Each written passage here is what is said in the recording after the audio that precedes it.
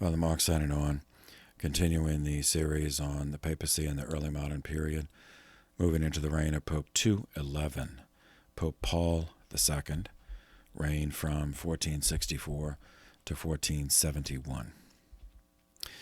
The conclave of 1464 was shocking in that the successor of Pope Pius II was elected on the very first ballot, August 30th, 1464.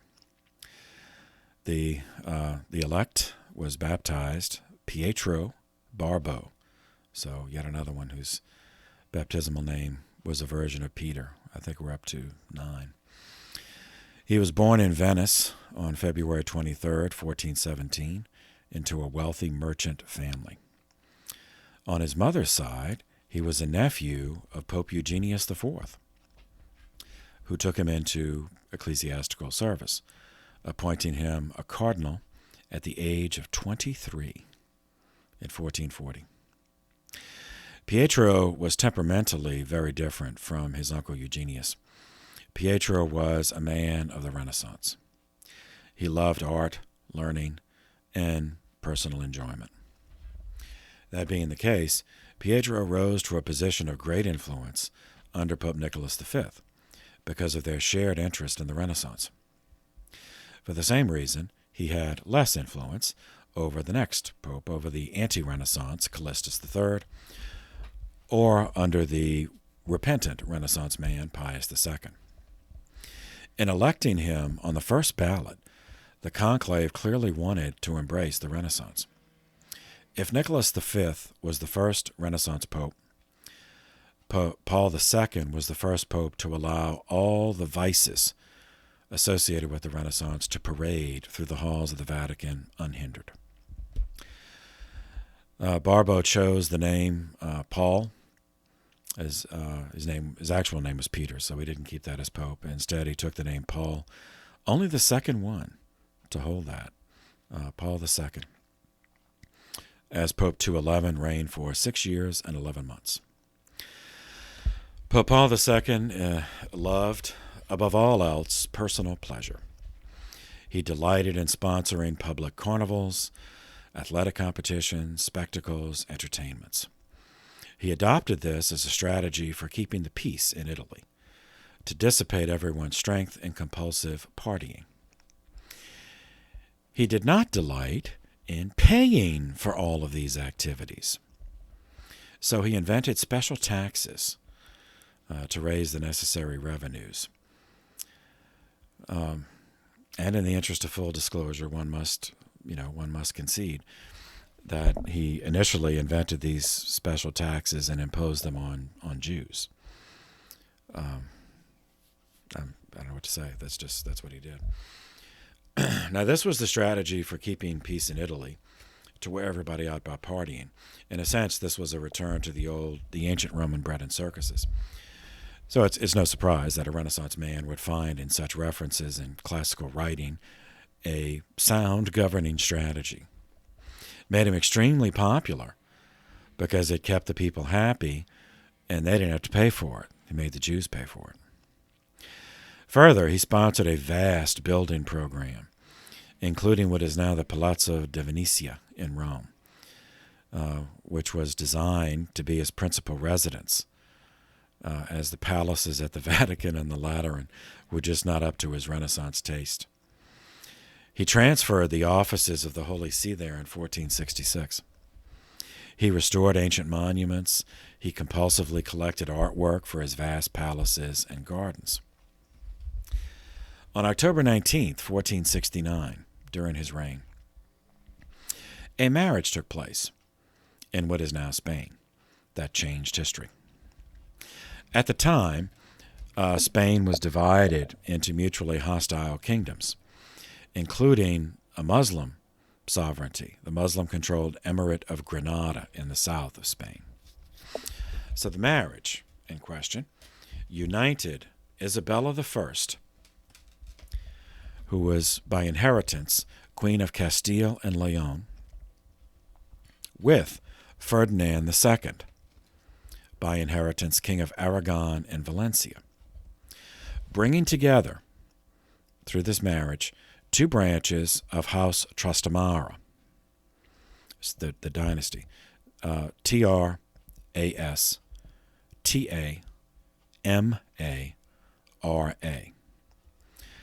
So they were each, both Ferdinand and Isabella, were each great-grandchildren of King John I of Castile. Isabella, through John's eldest son, Enrique III of Castile. Ferdinand, from John's second son, also named Ferdinand, but Ferdinand I of Aragon. So making Ferdinand and Isabel related to each other in the 6th degree of kinship. And for fans of Lord of the Rings, the kingdom Aragon is not the same as Aragorn, who was, a character in Lord of the Rings. Aragon is from a Basque word, Arago, which just means high valley. Anyway, at the time of the marriage, 1469, the union of Ferdinand and Isabel was a personal union, so it was a personal marriage. But each kingdom, the intent was that each kingdom would retain its crown and separate internal government. Yet, in retrospect, it is obvious that this personal union was a step toward the unification of Spain as a single nation. The only parts of the peninsula outside of that marriage union were Portugal on the west coast, Navarre in the north central, and the Emirate of Granada in the south. Ferdinand and Isabel, despite the original intent of their families who arranged this marriage, their intent was to create Spain, was to make Spain one. On January 2nd, 1492, they accepted the surrender of the 23rd Emir of Granada, Mohammed XII. This completed the reconquest of Spain from Islam after its initial conquest in 711. So the reconquest is the longest war in human history, 700 years. After her victory in the same year, 1492, Isabella paid for 3 ships under the command of an Italian, by birth an Italian mariner born in the city of Genoa, named Christopher Columbus, who believed that he could get to Europe, from Europe to India and East Asia, India, Japan, China, faster by sailing east from Europe than the Portuguese had by sailing west around the southern tip of Africa. Now, his voyage failed in its objective of reaching Asia, but it did bring the New World, the 2 continents, North and South America, into the European sphere, and made Spain, for a time, the richest nation in the West and the ascendant power in the West.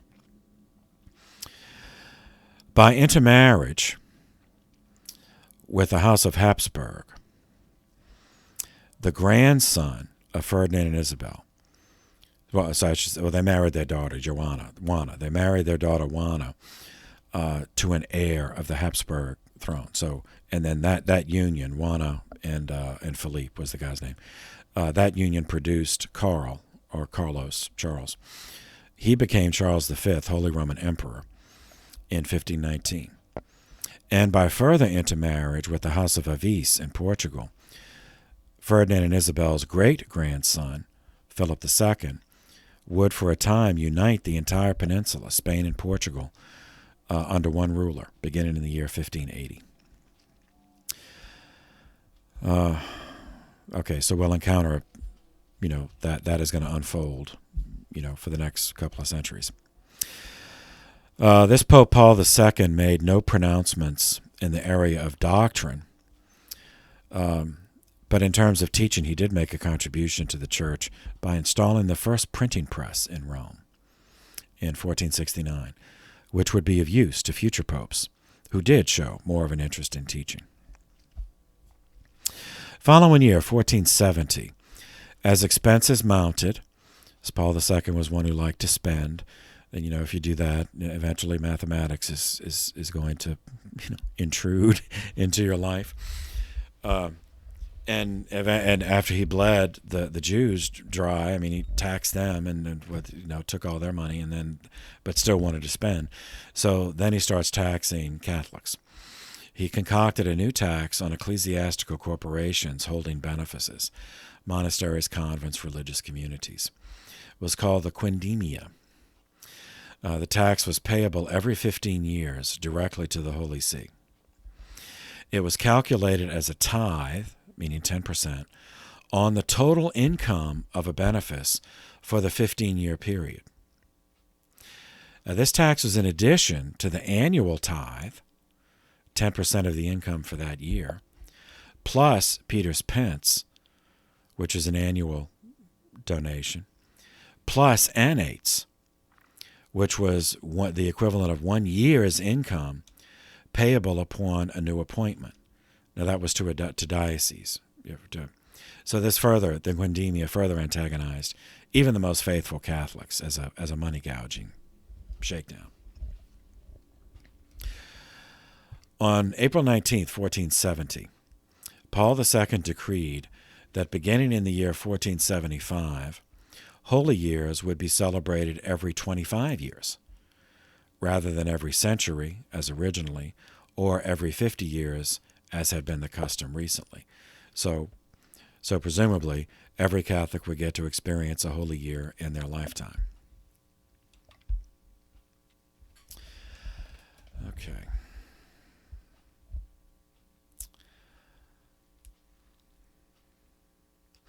Edward IV, back to England. Edward IV, the first crowned King of York, son of Richard, Duke of York, who was the uncrowned but claimed to be King of England. As we last saw him, he won a decisive victory over the Lancasters at the Battle of Tewkesbury, 1471, after which he had the Lancaster King Henry VI assassinated. This Edward, 12 years later, and Edward IV fell ill in 1483. His oldest son and heir was only 12 years old. Just to confuse things, his name was also Edward. This is going to be the future Edward V. His younger son, Richard, was only 9. So Edward IV, when he became ill, he appointed his brother as Lord Protector of England. And this is another Richard. This is the Richard Duke of Gloucester, not Richard Duke of York, even though Richard was of the House of York. But Richard Duke of York, the third Duke of York, was Edward IV's father. And Edward had a son named Richard of Shrewsbury. But he had a brother who was made Duke of Gloucester. So the Richard Duke of Gloucester was appointed Lord Protector of the two sons until the oldest son was of age to assume the monarchy. Edward IV then died on April 9th, 1453. This is the infamous Richard III, became King Richard III after betraying his trust and care of the two sons. But that's for later. The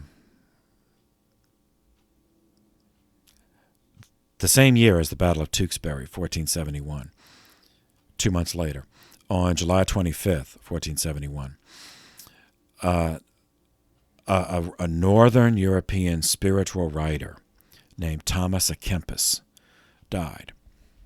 He lived from 1380 to 1471. Significant because he was the author of the still popular book, The Imitation of Christ. It was the most popular spiritual book in the Catholic world prior to the spiritual exercises of St. Ignatius. Born Thomas Hammerken in the village of Kempen, near Cologne in the Rhineland, Germany, in 1380. Thomas of Thomas à Kempis, or Thomas of the village of Kempen, entered the Canons Regular of St. Augustine in their monastery of St. Agnes in the Netherlands in 1399, leading to his ordination as a priest in 1413. So these Canons Regular were secular priests, but living a monastic lifestyle. He spent the rest of his long life in that house, working as a teacher, writer, preacher, copyist, spiritual director, sub-prior, and novice master. It was in his capacity as spiritual director and novice master that Kempis did most of his writing, culminated in the most famous of his works, The Imitation of Christ, which he returned to and updated over a period of decades. The Imitation, I alluded to this earlier when we talked about Gerhard Groot after the bubonic plague, and the Devotio Moderna, the New Devotion. This Imitation of Christ is the outstanding written representative of the Devotio Moderna, the New Devotion. Kempis synthesized, he brought together in a single volume, a short volume, easily readable, many insights of that movement prior to, and circulated prior to, the rift in Christendom triggered by the Protestant movement a century later. Kempis summarized the Devotio Moderna in The Imitation of Christ. The book is divided into 4 parts. Now, because he worked on it and updated it throughout his life in response to his needs and his maturity, as well as needs, practical needs and questions as a spiritual director and novice master, some of these ideas are repeated. So if you read it cover to cover, it'll seem kind of repetitious. But that's why, because he might have written something 8 years ago and then comes back to it. But reading it cover to cover, it may only be 2 pages later, but from his perspective, it was 8 years later. It's also noteworthy that despite the Devotio Moderna's advocacy for vernacular languages, the original text of the Imitation was written in Latin. As originally was writing it for clerics, for others in the house, so Latin was their common language. Also, but there's a template. It's useful because there was that Latin template which would be served to translate it into all the other languages of Europe. Part 1 of the Imitation is divided into 25 chapters, and in content consist of admonitions on the spiritual life, beginning with the humanity and the suffering of Christ as an antidote to the prideful secular humanist who exalted man as the measure of all things. Our suffering in this life finds meaning by spiritually uniting it to the suffering of Christ, specifically because he did not have to suffer. He accepted it in order to show us how to accept it. And by following him, it leads us beyond suffering to the resurrection. Personal scripture reading every day, along with daily reading and meditation on the lives of the fathers, the saints, the martyrs, and Our Lady.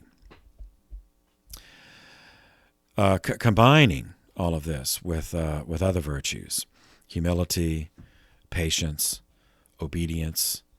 Now, remember, he's writing initially. His initial audience were either were actually clerics or were the equivalent of seminaries didn't exist yet, but were novices studying to be clerics.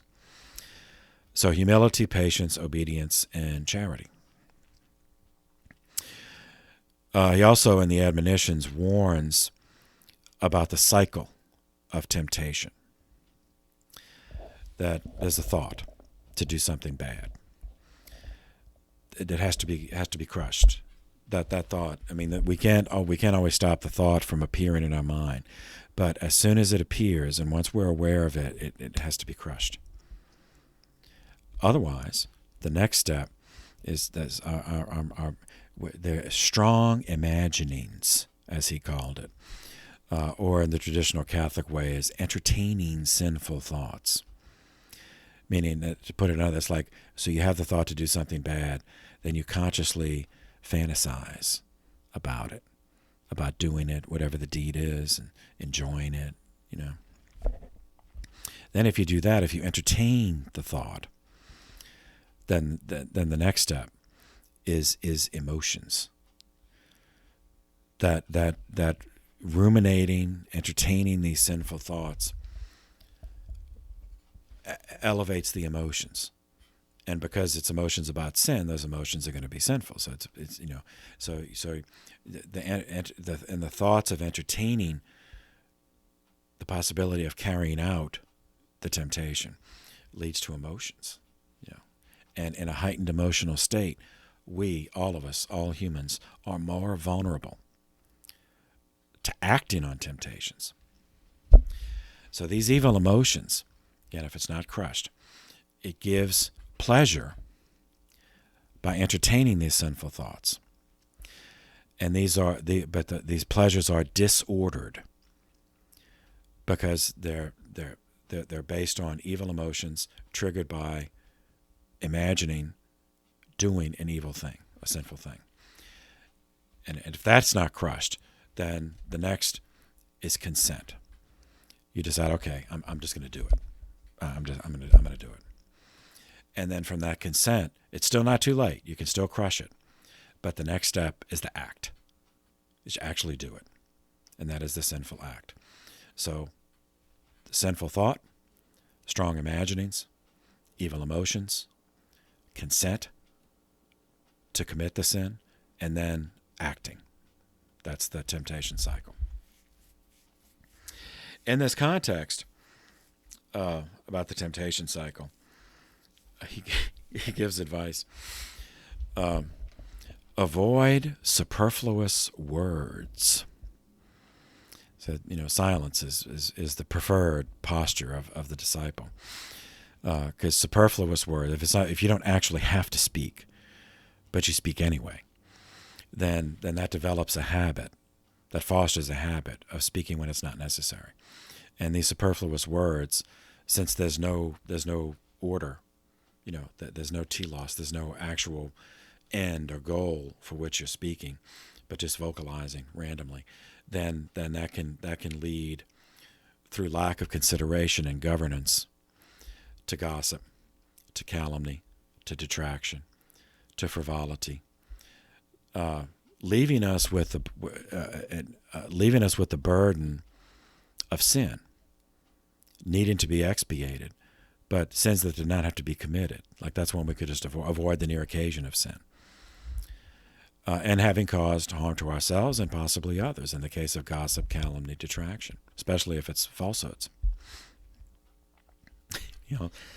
In this part one, he also is admonitions for the spiritual life. Avoid dealing with other people unless absolutely necessary.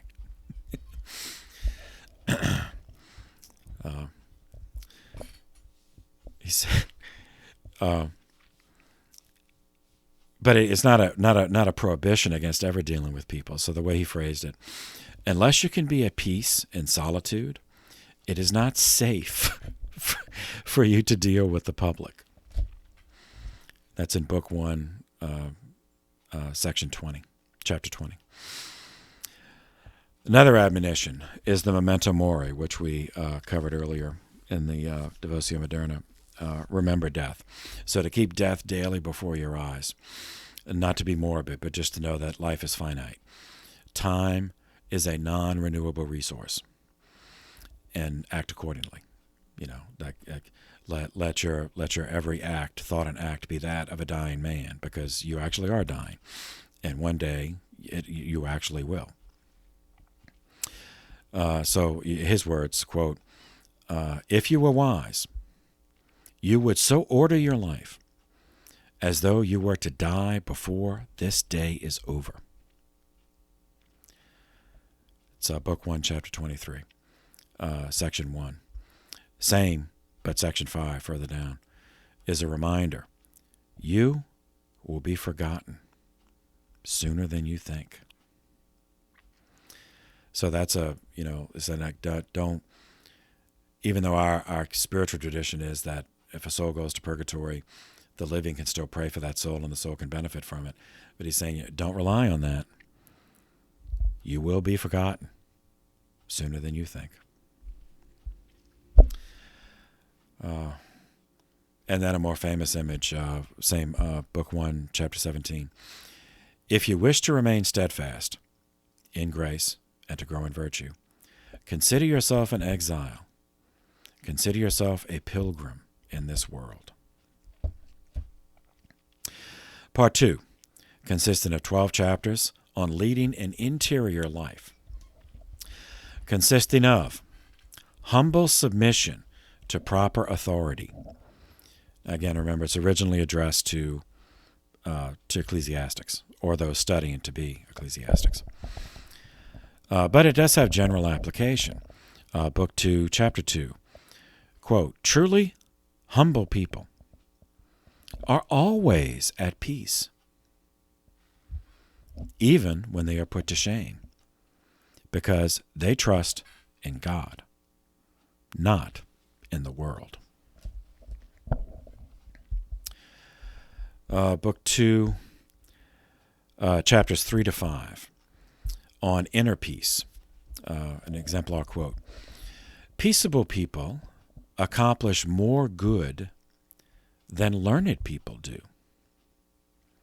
The discontented are easily troubled. They never know a quiet moment, nor will they leave others at rest. Book 2, Chapter 3. One never sees a prideful person who is at peace, because pride focuses on the self, while humility focuses on God. Clear conscience. Book 2, Chapters 6 through 10. One exemplar quote. The glory of a good person is in their own consciences, not in wealth and not in the praise of others. The Royal Road of the Cross. Book 2, Chapter 12. Why are you afraid to take up your cross? It is the only way to the kingdom of heaven. Part 3 it's the longest section of the book, consisting of 59 chapters on interior conversation. So Book 2 is on the interior life. Interior conversation means the inner relationship with the divinity. Inner communication without sounds or words. This is the spiritual state described by the term recollection. One is recollected. When one is in a recollected state, is one in which a disciple is in constant contact with God, whether sitting in the chapel, attending Mass, or sweeping the floors, doing the dishes. A recollected spirit is one which automatically discards distractions. Distractions being defined as anything that does not contribute to salvation. So it's like a recollected spirit. Once one has reached that state of recollected, then the spirit doesn't even register distractions and temptations. So they don't put, something that might distract a non-recollected person. Oh, what is that? But if you're a truly recollected state, it doesn't register at all. Now, this does not mean neglect of one's duties. Far from it. Because duties are not distractions. Duties are duties. Duties are that which must be done. So, for example, sweeping the floor may appear to have no bearing on one's salvation. Yet, if it's one's duty to sweep the floor, then sweeping the floor becomes an act of virtue. And remember, the seminarians, the Latin root, the original root of the word virtue is virtus. The Latin word virtus, which means strength. So doing one's duty, if sweeping the floor is your duty, then sweeping the floor becomes an act of virtue, which means an act of strength. An act of strength, which in turn builds strength. If it's done without the bitterness of wounded vanity. Like, this is beneath me. Okay, it's my duty. The boss says I have to do it, so I'll do it. But if it's done in that way, if it's bitter, I can do better than this. This guy has me sweeping the floors. I'm good. I could be boss. I could have his job. Well, maybe that's true. But if your duty is sweeping the floors, and you submit, but with bitterness of wounded vanity, then it's not pleasing to God. But if it's done free in a recollected spirit, or one is free of that distraction, my duty is sweeping the floor, so I sweep the floor and then move on to go do something else. If it's done without the wounded vanity, then that is pleasing to God. Humility, again, every section he works in humility. Humility, properly understood, is the key to grace. A prideful spirit is one which is closed and which has no room for anything but the self. Humility drains the filthy water from the bucket, emptying the bucket of the filth, and then leaving it open to be a receptacle for pure water of God's grace. So making the connection with the baptismal water. He then goes on, Book 3, chapters 18 through 20, on the advantages of the miseries of life. So Kempis was not a promoter of feel-good Christianity. He discoursed at length on the miseries of life. But instead of minimizing them or trying to explain them away, like some schools of spirituality will do, he encouraged the faithful, not only just as an act of truth and honesty, just accept all life will include misery. Maybe not every single microsecond of life, but every life as an aggregate will include misery. Even Jesus and the Blessed Mother suffered. So, if they didn't get out of it, we're not either. So just accept, acknowledge that the sun is in the sky, gravity exists. Yeah, just accept it as, it's just part of the order of our lives. But further, so everyone suffers, whether they believe or not. But a disciple, a person of faith, suffers and accepts the misery and can grow from that, can transmute that again into virtus, into virtue, the strength, if we bear it the way Christ did, accepting it patiently. And seminarians, remember the Latin root of the word patience, the Latin word patior, means to suffer. Patience is an act of suffering. It's an act of suffering with humility in imitation of Christ, because Christ suffered with humility. So therefore he suffered patiently. Further, now he was without sin, but we transmute that further, if done properly, following his example. The strength it gives us is the strength of mortification. And seminarians, remember your Latin. Mortificare means to kill. So mortification is the spiritual practices of killing sinful impulses within us. And therefore, thereby we grow in holiness, shorten our time in purgatory, and therefore get to heaven that much sooner. Book 3, chapter 23. 4 things which bring true peace and perfect liberty. So notice he's not talking about happiness, because he doesn't do that. But there is contentment. A disciple can have contentment. So not happiness in the sense of jumping up and down, giddy, laughing, not that, but contentment. And that contentment comes from true peace and perfect liberty. So as advice for this, try to do the will of another rather than your own. Now that doesn't compute for Americans, and again, remember he's writing to ecclesiastics in a religious house, so there is some distinction of context there. Always choose to have fewer riches than more.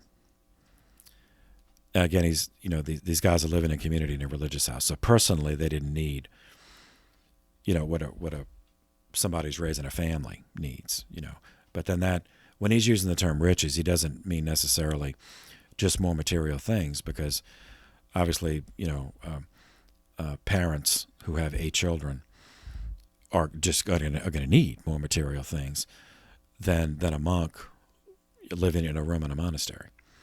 So, but riches that has the connotation of what's superfluous, beyond what is needed. Always seek the lowest place. Again, humility. Always pray that the will of God be accomplished in you.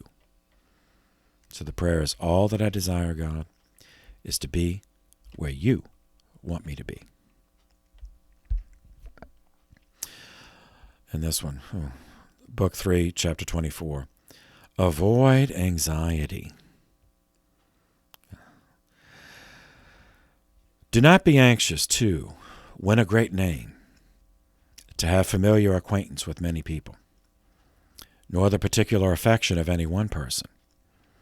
Now, again, he's not initially was not writing this to married people, because all of those things, his definition of anxiety is that which robs you of your peace. So all of those things, notice what they have in common. A great name, a familiar acquaintance, popularity, all of that is external. All of that is dependent on other people. So that is going to rob you of your peace. So you're giving your peace to them. You're forfeiting that to others to do with as they wish. And, chances are the way they use it is not going to maintain your peace. And that is anxiety. The absence of peace is anxiety. Continuing Book 3, chapters 26 and 27, 32 to 34, 37, 38. He talks about self-renunciation. So a self-decision to limit one's freedom in order to obtain freedom of the spirit. He saw the self as an existential reality and as a spiritual object of temptation. The self is the primary obstacle to its own salvation because of concupiscence, which is our vulnerability to temptation. Yet, temptations are only dangerous if the self surrenders to them. Satan cannot force us to sin. We saw that in Genesis chapter 3. He can tempt. Seminarians, you remember the etymology? The Latin origin of the word tempt means to twist. Twist. So it cannot force us to do anything, but we can be tempted, and even the truth can be twisted. Twist. To lead us to choose, lead the self to choose to sin, to commit an act that Satan could never force us to do.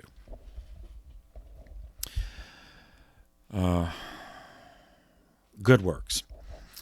Good works are meritorious in the eyes of God, even the smallest act. If it is done with a recollected and a humble spirit, it is pleasing to God, and if it's pleasing to God, therefore it brings grace. So now, I can just see, he's telling this to his novices, to his students who are studying. So you're washing the dishes, weeding the garden, milking the cow, feeding the chicken, sweeping the floor. Those are small acts.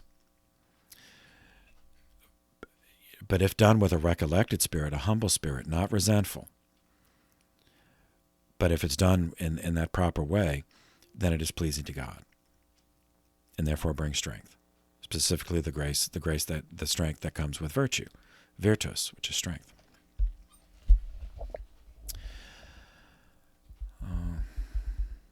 Here's an exemplar quote from Book 3, Chapter 51, lines 1 and 2. For as long as we are contained within this mortal body, we experience weariness and heaviness of heart. At such times, it is better for you to undertake humble exterior works and thereby restore your inner strength by doing good deeds. And Book 4, 18 chapters on the Blessed Sacrament and Holy Communion. He articulates the spiritual view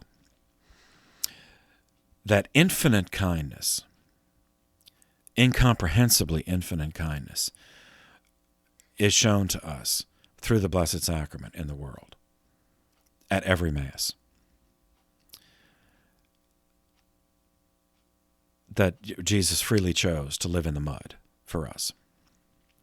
So a few exemplar quotes. Book 4, Chapter 2. What better thought can I have for my soul's profit than to humble, again humility, humble myself completely in your presence, O God. And a prayer from the same, further down, but the same chapter. Keep my heart and my body free from sin, O Lord, that with a happy and clean conscience I may take part in your sacred mysteries, meaning the sacraments. Book 4, Chapter 18. Many people are seriously tempted concerning faith in the Blessed Sacrament, often through no fault of their own. But rather this is to be blamed on the devil. Do not worry about it. Do not argue with your thoughts. Do not answer this fiend. Instead, put your faith in the words of God. Believe his saints, believe his prophets, and the wicked enemy will soon leave you alone. Book 3, Chapters 3 and 4. Book 4. Book 4, Chapters 3 and 4. On the advantage of frequent communion to keep us in a state of grace. Talks about the dignity of the sacraments and the necessity of the priesthood to offer the sacraments. So this is why, it said the Devotio Moderna.